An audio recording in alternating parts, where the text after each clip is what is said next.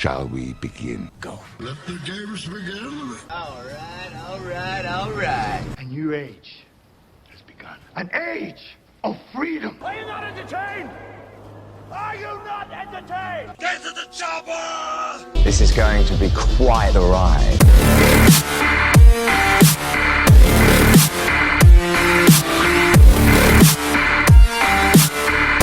And hello, everybody, and welcome to the Movie Pit Podcast. This is a special episode for you, as you can see from the title.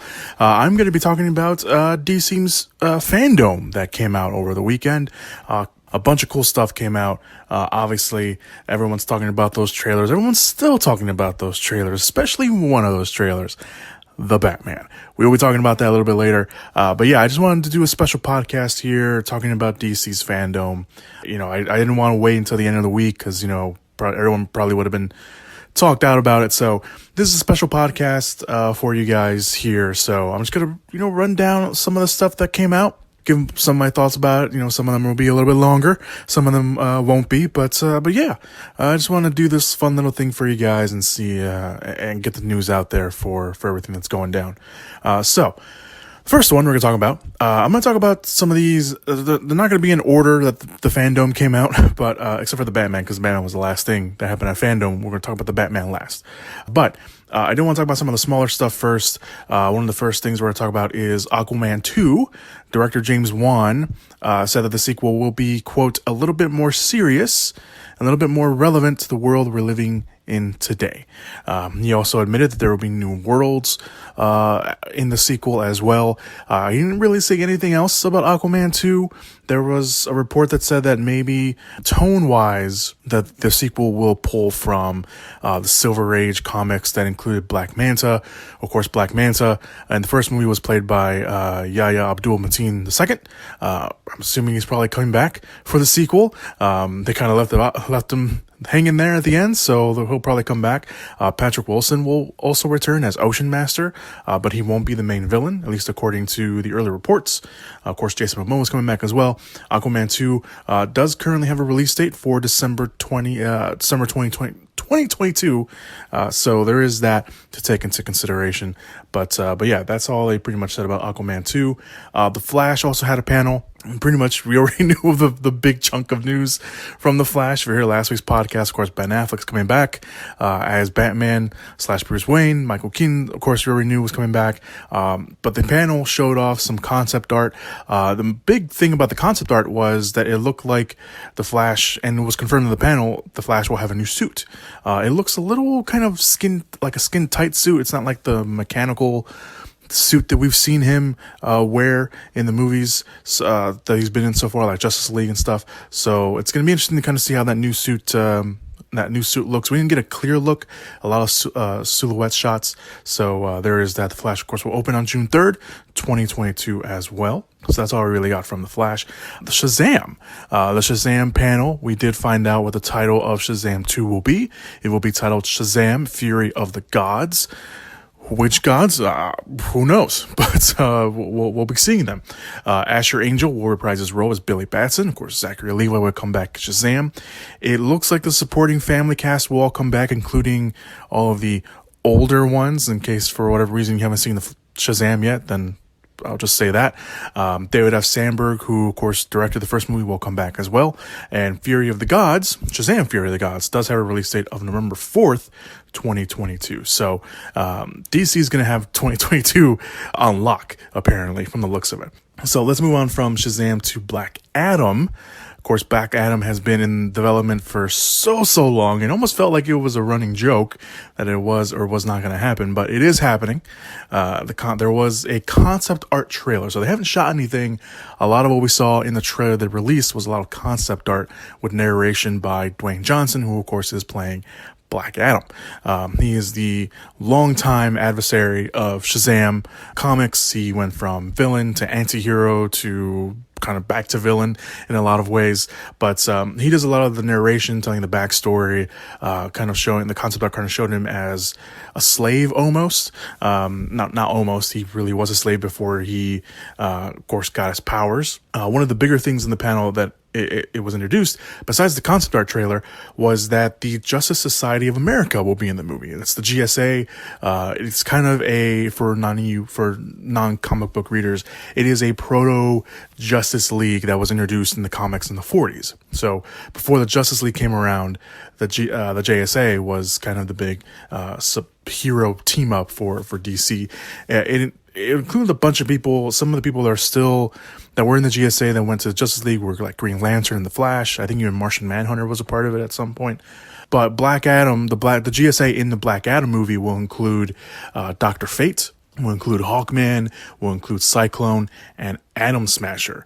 And it sounds like from the panel that Cyclone and Atom Smasher will be new members of the GSA in the movie. So taking down Black Adam will be their first mission. So that's going to be quite a mission for them. Actor Noah, I'm going to mispronounce the last name, Centineo.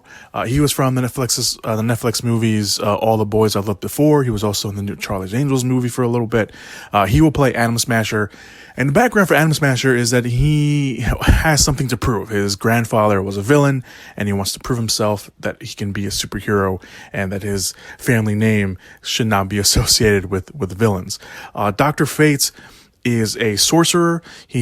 I know this will probably be blasphemous to say, but if you're just, into the Marvel movies, Dr. Fate is probably the closest thing to Doctor Strange that DC has. One of them, because there's a couple of characters like that. Cyclone can manipulate the wind, as she is a female character. I don't know if they're going to change that in the movie, but from the concept art, it looks like she's going to be staying a female character. And Atom Smasher, which we just talked about, he can grow large. And Hawkman, he fights with his magical mace that he has. He does have wings. That's why they call him Hawkman. Hawkgirl will not be in the movie, at least according from the reports that have been coming out. So it's just going to be Hawkman, at least for this, hopefully, first movie that we have. Johnson also heavily hinted that he could come face to face with Superman in the movie. We don't know if that will be actually in the movie or maybe a post-credit scene, most likely, but we'll have to see what that turns out to be. Black Adam does have a release date that will not be coming out in 2022. That will actually be coming out next year on December 22nd. So there you go. Like I mentioned, Black Adam has been in development for so long. It did feel like a joke that it was never going to get made, but it is finally coming. The concept art looked pretty cool. I think Boss Logic, if you're a fan of Instagram and social media and stuff like that, Boss Logic does a lot of cool art, and I think he helped out with the concept art for this. So it looks really great. I mean, Rock looks awesome in the Black Adam suit and everything, and the concept art for all the other characters looked really cool. So hopefully this finally happens, and hopefully it looks good. Admittedly, I don't know too much about Black Adam, but other than he is a bad guy for Shazam, and he comes out as an anti-hero, and he actually goes head-to-head with Superman on a couple of occasions, and he's in there. He doesn't, go down easy, so it's going to be pretty cool to see kind of that happening. Okay, let us move on to the final kind of bit of news. I mean, the other stuff is news, but most of them are all trailers. The other bit of news, which surprised everybody, on one hand, Milestone Media, which was part of DC Comics, Milestone kind of focused a lot of the African-American superheroes that weren't getting enough attention, but one of their biggest creations that they made was Static Shock.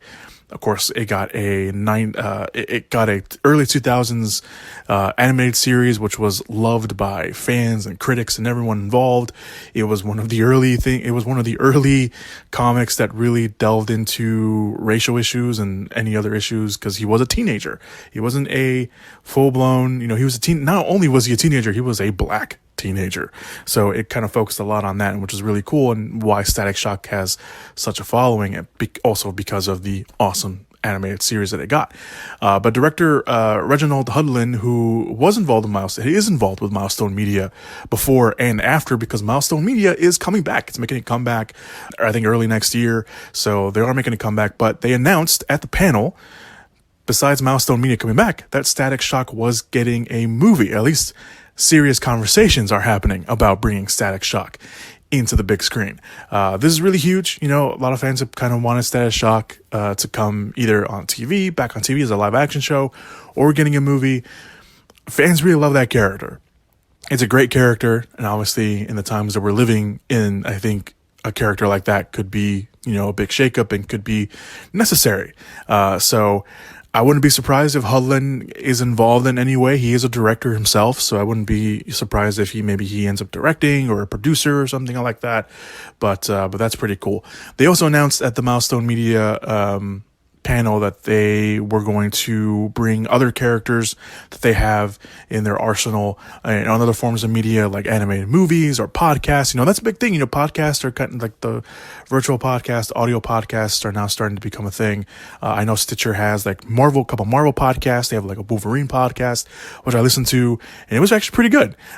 It is a little different because you're just listening to stuff, and they are like, you know, driving cars and like doing fight scenes and stuff. So there is that to take into consideration. It's not for everybody, but there's some really awesome stuff there if you want to go check that out. So there you go.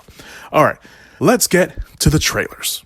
All right, so the first trailer we're going to talk about, after much speculation, yes, the Snyder Cut for Justice League will be a 4-part miniseries when it opens on HBO Max sometime next year. There's no exact date when it's coming out next year, but it will be coming out next year. Snyder confirmed himself and revealed some more information. Ray Fisher's Cyborg will have much more to do in the movie, noting that, quote, Cyborg is the heart of the movie. Cyborg is, I think, the thing in the end that holds the movie in a lot of ways.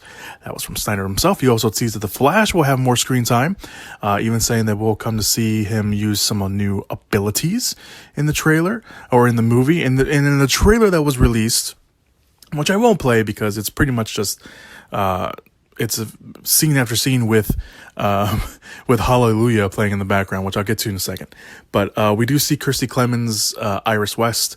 There was that shot in the original trailer with him kind of busting out through the window. That's back in the Snyder Cut. Of course, everyone's talking about the trailer, showing a lot of new footage, stuff that was teased by Snyder, some things that we even saw, again, in the very early trailers and stuff that had dropped that Snyder had been releasing. Of course, Zack Snyder had to leave Justice League, directing Justice League because of a family. You know, there was a death in the family that he wants to put all his focus on. So he left, and of course, Joss Whedon came in, and there's the whole Joss Whedon thing going on right now. Ray Fisher came out and, you know, said that Joss Whedon was kind of not verbally abusive to everyone on the set and him, and now there's an investigation going on. They didn't talk about that on the panel, at least from what I read. So, but that is going on right now. If you're interested in that. But the trailer itself, it did show off the new Steppenwolf. It did show off Darkseid, which I know everyone was really crazy about. We don't see a lot of Darkseid in the trailer. We just see kind of that one shot of him, or that one like 3-second scene of him. It looks like he's chopping down something. The different aspect ratio is there. It's very prevalent, even in the trailer itself. There's a different color palette. And then the version we saw, and again, Hallelujah plays throughout the trailer, which just reminded me of Watchmen. And I know there's a lot of defenders of Watchmen. Not that many, but I know there's a defender of the movie, not the TV series, the movie, which everyone remembers the Hallelujah scene in Watchmen, and everyone has the same reaction. Why is that playing? So that's not really what you want to probably remind people of while watching this movie, unless you're trying to, you know, say something, you know, like, hey, we're finally getting the Snyder Cut. I don't know. Look, I haven't been very vocal, but anytime it comes up, I've been vocal about it. The Snyder Cut does not guarantee that the movie will be better. It's not. It's not going to guarantee that the movie's better in any sort of way.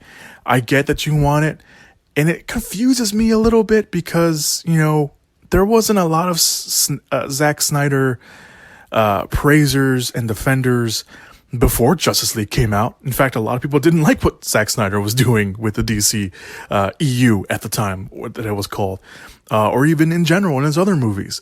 So, you know, everyone kind of just coming, you know, defending him and, you know, being at his back for Justice League because of his Snyder Cut, because no one liked the theoretical version of it. it confuses me a little bit, because it's like, you weren't there for him before, so why are you here for him now? It's just a little weird. But look, I'm not saying that the Snyder Cut's not going to be any good. I was not the biggest fan of Justice League, the theater version that we got, but I'm not going to sit here and be like, Snyder Cut's going to save the movie that we all saw. I'm not going to do that, because we don't know. Will it be good? Then if it's good, then I will come out and say that, yeah, I was wrong. It was very good. I'm not going to say it saved it. I'm just going to say it was good. But I'm not hating on it either. I know a lot of people wanted this, and I know it kind of started this whole thing about, people releasing director's cuts of other movies. There's the, release the Ayer cut of Suicide Squad. There's the release the Schumacher cut of, one of the Batman movies he did. I can't remember if it's Batman and Robin or Batman Forever.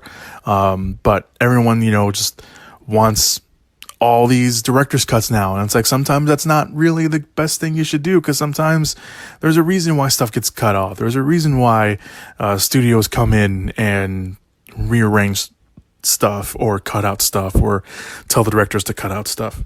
It's just, I don't know. It's one of those, fine lines, because, people who are defenders of the Snyder Cut are very defensive. They will come at you with pitchforks and every other thing, torches, every other thing that can cause you bodily harm. But at the same time, it's like, you guys gotta just relax, because you're building this thing up way too much for yourselves, that if it comes out and it's not good, then you're gonna be even more upset, or you're just gonna have these goggles on. It's like, no, I want this to be good. I want this to be good. And you're gonna sit there, and even if it's not good, you're still gonna say, well, it's better than what we got before, or no, it's still good to me. And I get it. Film is subjective. Obviously, if you listen to my podcast enough, you guys know that I watch a lot of movies, and I tend to enjoy a lot of the movies that I watch. I don't necessarily say that is the worst movie I've ever seen, or that's the best movie I've ever seen, and it's like a month into the year. I don't do that, because it just doesn't make any sense. But I don't know. It's the whole Snyder Cut thing. It just something off about it for me. I'm not behind it. I get why people are behind it, but I just can't get behind it myself. So that's just me. Maybe I'm weird. Who knows? But all right, let's move on from Snyder Cut to Wonder Woman. Wonder Woman 1984. They dropped a new trailer with brand new speaking footage, a lot of brand new footage, and it looks good. We still don't know too much about the movie. We do know that, of course, Gal Gadot will return as Wonder Woman. She will be facing Maxwell Lord, played by Pedro Pascal, who in the movie is kind of like this media businessman, and apparently like this TV infomercial guy who appears to be making some big promises. It looks like at one point in the trailer he takes over every feed in the world to kind of deliver his message. The other villain in the movie will be played by Kristen Wiig, and it's Barbara Ann Minerva, aka the Cheetah. She looks pretty cool from what we've seen so far. I don't know if the CG's done or not. Maybe it's still I'm assuming that maybe the CG's done, because that movie's coming out in October of this year. It looks, they'll probably do some final touch-ups, but from what she looks like so far, it looks okay, considering that the character of Cheetah in the comics is a literal cheetah, and it's kind of hard to kind of, transform that and make that character, as realistic as possible in the real world. But from the trailer, we don't see a lot of the cheetah, just want to call it cheetah, not the cheetah, but we see, quite a bit. We have that scene. I don't know if it's the White House or it's obviously some sort of government building. And Diana is kind of fighting off all these people. And at one point, that was in the old trailers, and now in this trailer, we get to see a little bit more of a continuation of that.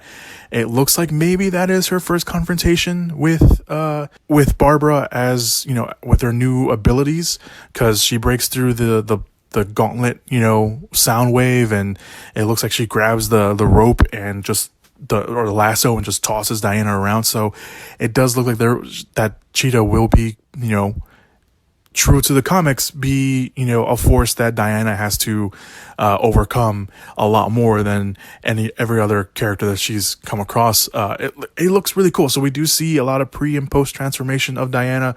I think there was even talks about Wig kind kind of wearing somewhat, it does look like she's wearing like a pattern, but I think they're going to go even more beyond that. From what I've read, it looks like Wig's going to probably be wearing some sort of suit that maybe turns her into Cheetah, that's supposedly inspired by the character in Blade Runner. I forgot the name. I didn't write it down either.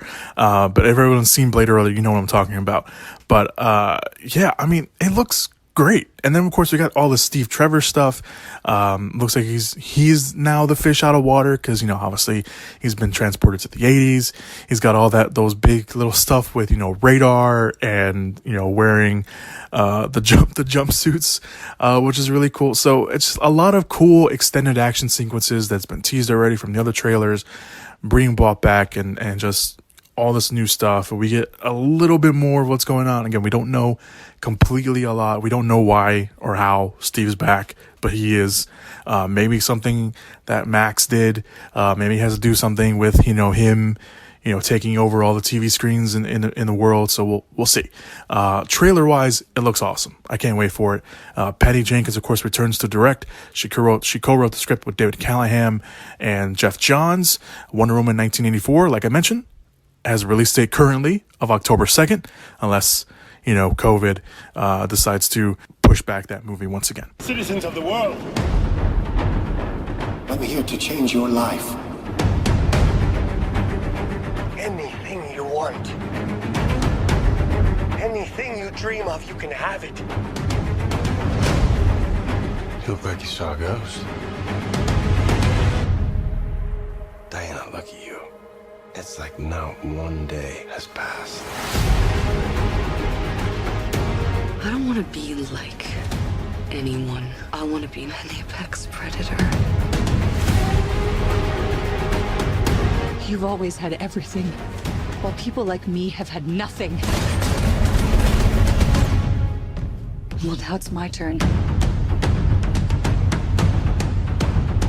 Get used to it.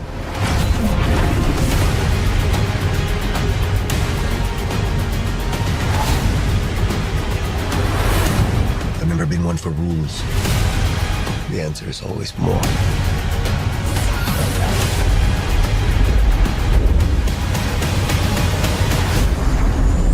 The way I fly, they will never find us. I forgot to tell you. What? Radar. Will they shoot at us? Let's move on to the next trailer, and that is for The Suicide Squad. Getting two stuff released. They kind of went all in for The Suicide Squad. Of course, James Gunn will write and direct the soft reboot of The Suicide Squad, or Suicide Squad, called The Suicide Squad. The full cast has been revealed. We know that, of course, Margot Robbie, Jai Courtney, Joel Kinnaman, and Viola Davis are reprising their roles from the first movie as, of course, Harley Quinn, Captain Boomerang, Rick Flag, and Amanda Waller. The new cast includes John Cena! as Peacemaker, an extremist who wants to achieve peace so badly that he will kill anybody to attain it. Pete Davidson as Blackguard. The character of Blackguard is actually a Booster Gold villain, which is another character from, of course, the DC world. Michael Rooker, a Gunn regular, will play Savant, who is a lesser-known Batman villain who is a member of the new Suicide Squad during the New 52. His thing is that apparently he has non-linear memory, at least from what I read some up on some of these, because I didn't know who a lot of them were, so I won't give too much away. But apparently he has non-linear memory. I always mispronounce his last name, and I feel very bad because I actually do like him as an actor, especially as a character actor. David Dastmalchian, that's probably how you say it, will play Polka Dot Man, also a Batman villain who has magical polka dots on him. A newcomer to the scene, Daniela Melchior, will play Ratcatcher 2, the second Ratcatcher, also a Batman villain. This is the second Ratcatcher who apparently has the ability to communicate and train rats, obviously with the name Ratcatcher. Fula Borg will play Javelin, that's a Green Lantern villain. Nathan Fillion, also a Gunn regular, will play TDK, aka the Detachable Kid, which is probably a version of Arm Fall Off Boy, a very lesser known character from the comics, who, yes, his arms fall off. Maylin Ning, I think that's how you pronounce her name, is playing Mongol. She plays the daughter of an alien tyrant, apparently a Superman villain of sorts, pretty much Gamora, because she's also covered in like all orange.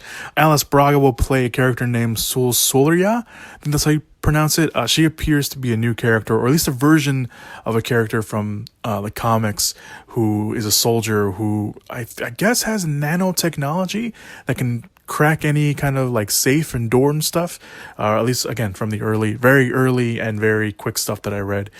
Peter Capaldi, the new Doctor, or the former new Doctor, plays the Thinker, which is a Flash villain, one of the bigger Flash villains. You also have Sean Gunn, of course James Gunn's brother, playing Weasel, which is an actual humanoid talking weasel. King Shark's also in there. We don't know the voice actor for King Shark. Everyone is assuming that Taika Waititi is voicing him, because Waititi is in the movie, we don't know who he's playing. But comedian actor Steve Agee is also connected to the role. It looks like he did some of the motion capture work along with another kind of stuntman who did the motion capture for that as well. And then of course we have Idris Elba playing Bloodsport, who again, if you remember, there was originally this whole thing that Idris Elba was going to take over as Deadshot, but that changed because apparently Will Smith still wanted to play Deadshot, so he's now playing Bloodsport, which could be kind of a pseudo Deadshot in the movie anyway. Bloodsport in the comics actually came close to killing Superman with Kryptonian-laced bullets, with petroleum-laced bullets. So it looks like maybe they're kind of sticking with that because Bloodsport is in prison for trying to kill Superman in the movie. We don't know, maybe we'll see that, but he is in prison for trying to do that. He does have a daughter in the movie, also played by Storm Reed. It looks like maybe a lot of the Deadshot stuff is just going to be transferred over to Bloodsport himself, so I have to keep an eye on that. But yeah, those are all the characters. We do have some other people in the movie as well, but that's the Suicide Squad that we know. During the panel, Gunn revealed some details about the movie, considering we don't know really anything about the movie beforehand. We knew that the movie had wrapped in February, and that the tone of the movie will be different from David Ayer's Suicide Squad movie. The movie will apparently have a throwback vibe to the gritty 1970s war movies, and Gunn envisioned the movie as a sequel to the original comics by John, I'm mispronouncing the last name, Ostrander. That's probably not how you say it. So forgive me for all the comic book people who know how to say his last name. But yeah, that's what's going on. And as soon as they said the 1970s war movie, and you saw the roll call trailer, and then you saw what they were doing, and then you can see the logo, I do kind of get a Wild Bunch vibe from it. So there is kind of that going on. This looks really, really good. This looks pretty out there. This looks pretty cool. I mean, a lot of the stuff's been coming out with like people behind the scenes. Gunn said that he got one of the guys who does a lot of the stunt work for one of the Marvel movies, and he said that this has more explosions and gunfire and stunts than the Marvel movie. So that's pretty high up there. That's saying something. But this movie looks really, really good, and everyone in the cast looks really excited, and everyone in the cast is, looks like they're having a lot of fun from the behind the scenes stuff. All the costumes in this thing look amazing. They look like a lot of their comic book counterparts. If you look at the roll call stuff, looks like Harley does have a few costumes in the movie, if you're interested in that. So yeah, I'm excited for this. Look, I wasn't the biggest fan of the first Suicide Squad movie. I think that's fairly obvious. There was some parts in it I did like. I'm not gonna, get on the bashing train for Suicide Squad. There was some parts that I did like, but when I heard that James Gunn was going to take over as director and kind of do this sequel / soft reboot for it, I was all for it. I like what Gunn did for Guardians of the Galaxy. So I was all for it. And so far, everything we've seen so far looks pretty cool. I definitely recommend seeing the behind the scenes stuff. We get to see a lot of like beef footage and stuff like that. So that looks really cool. Yeah. I'm excited for this. I really am. So the Suicide Squad will open next year, maybe. They did complete filming. Gunn has already said that they're working on the movie from home, digitally, virtually, editing the movie. So the Suicide Squad will open on August 6th of next year. We'll see if that sticks. And finally, the last thing that everyone's been talking about, everyone's still talking about, everyone's still trying to dismantle the trailer and discover all the secrets. The first trailer for Matt Reeves' much anticipated The Batman was released. Of course, Robert Pattinson will play Bruce Wayne / the Batman in this very gritty, brooding, everyone's been saying it, and I do agree, David Fincher-esque looking movie. If you are justice, not long. What is the price for your blind eye? The hell are you supposed to be?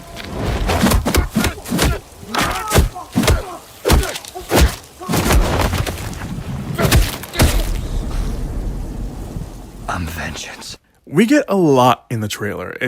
And we don't get enough. We get the right amount for the first teaser trailer, especially considering that the movie had to stop filming because of COVID, and they will of course restart production next month in September. The movie does show the much talked about tone of the movie. It will be a thriller noir movie. Reeves talked about wanting the movie to be a detective movie, and it does show that. It looks like Batman will have to solve a series of murders that have been committed, maybe, by the Riddler, played by Paul Dano, which Reeves said that Dano's Riddler will be like something we've never seen before, which is exciting and also terrifying, especially if the man with the duct tape at the beginning of the trailer is indeed the Riddler. And of course, Paul Dano himself, being a big character actor, knowing what he can do with creepy roles, is going to be very interesting to see kind of how he pulls that out.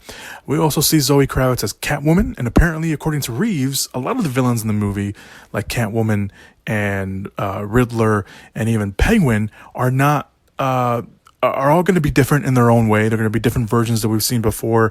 They are going to still have that those little iconic things that make them the character, but a lot of them, especially like Catwoman and apparently Penguin, aren't the Catwoman and Penguin that we know and that are the Catwoman and the Penguin. So it sounds like the Penguin is still Oswald Cobblepot. He's not the Penguin, like the Penguin, like the runner of the underground.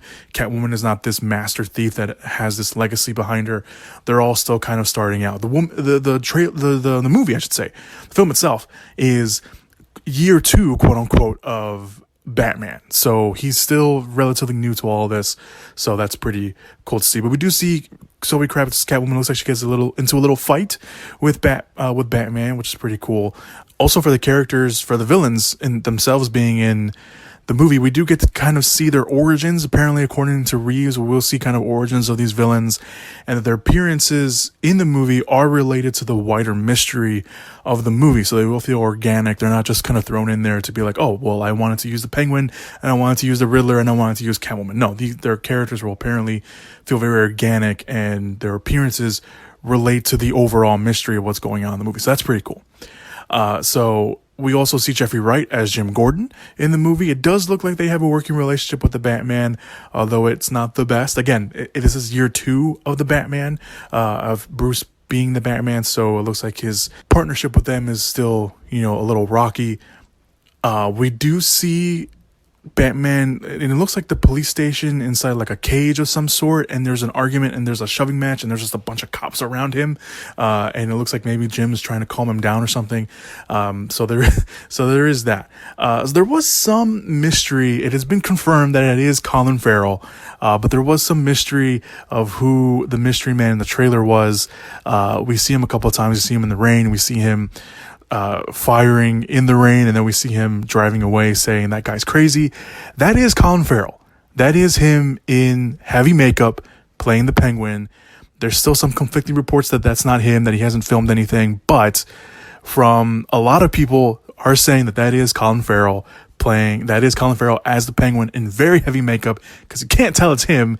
And everyone on Twitter jumped right on the joke and just jumped on it and said that was Richard Kind, and that Richard Kind should go to his agent and be like, why am I not in this movie? Because it does look a little bit like Richard Kind.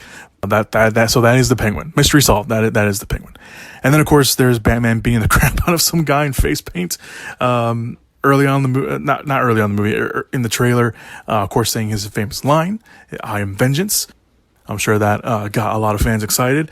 I know it got a lot of fans excited because everyone's been using that online so far to explain why they love the movie so much. Finally, Reeves did say that the movie took inspiration from movies like The French Connection, Taxi Driver, and more importantly, and one that has heavily influenced the movie, and it looks like it, Chinatown.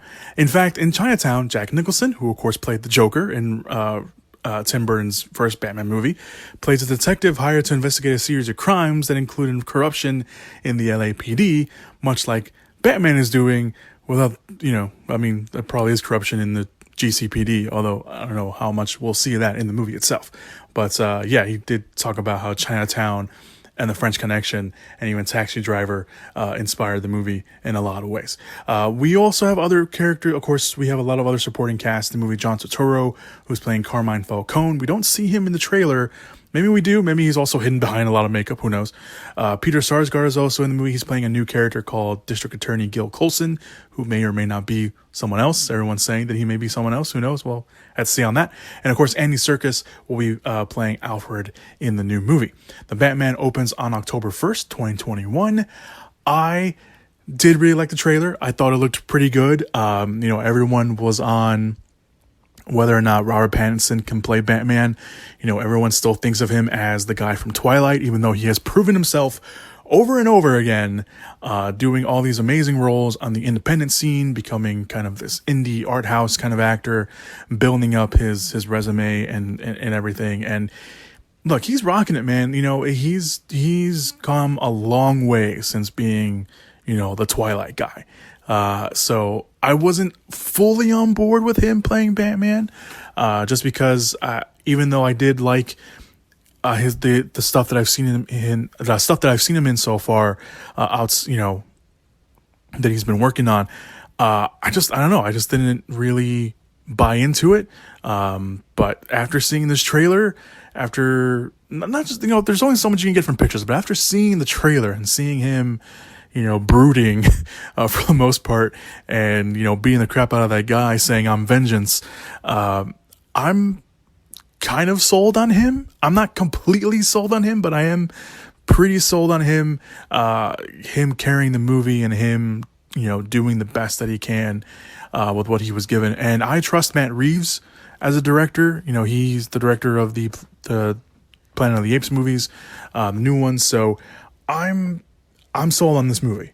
I was already, I'm a huge Batman guy, so I was going to go watch it anyway, but I have a lot more faith in this movie now than I did before. I had some faith in it, but now I have even more faith in it. It just looks like this dirty, grimy, moody trailer and this moody movie it's just gonna put you in that space, in that headspace of these characters and this world that they're building. I love it, man. I really do. It's a great trailer. There's a lot there. A lot of people are, again, deep diving into everything they could possibly get and see. It's a great teaser trailer for a movie that maybe a lot of people were on the fence about. And if you're still on the fence about it, I get it. But for me, being on the fence about it, I'm leaning over to that, I'm all on board this movie. So yeah. And that's it, everybody. That's all the Fandome news that came out, at least day one. They split up the Fandome into 2 days now. I think the other one's going to be a lot of like the TV stuff. I don't know how much more they're going to drop movie wise. If they do drop anything other movie wise, I will of course talk about it. But I did want to do this little fun DC Fandome podcast for you guys and talk about stuff because I think it's really cool. I think they, DC went all in. The Fandome itself they went all in on this thing, and they did not disappoint for their first day. I don't know if this is going to be something they continue to do, but this is really awesome. They blew it out of the park. They gave us the first teaser trailer for Batman, which I don't think a lot of people even thought they would do. They gave us some Suicide Squad stuff. They gave us the new trailer for Wonder Woman. They dropped all the Black Adam stuff. The Flash stuff. I don't know if they kind of wish they had saved some of that stuff for the Fandome, but they did that. I know everyone's excited for the Snyder Cut of Justice League. I think it was all around success for DC and for Warner Brothers for doing this. And I don't know what they have in store for, the other one that's going to happen next month. But if it's anything like this one, I think, all the fans who are in love with DC and are DC hardcore fans are going to be very, very happy with what's going on. So that's all I got to say for DC Fandome. Of course, I will link everything all the trailers and stuff, the Suicide Squad behind the scenes stuff down below. So you guys can go check that out. Maybe again, or maybe for the first time, who knows? But regardless of that, all that will be down below. Thank you guys so much for listening. No matter where you're listening to, all the links to that stuff will be down below as well. And hopefully, if there's enough movie news, I will see you guys at the end of the week for another episode of the Movie Pit Podcast. So thank you guys so much for listening. Hopefully you enjoy your week, and I'll catch you guys later.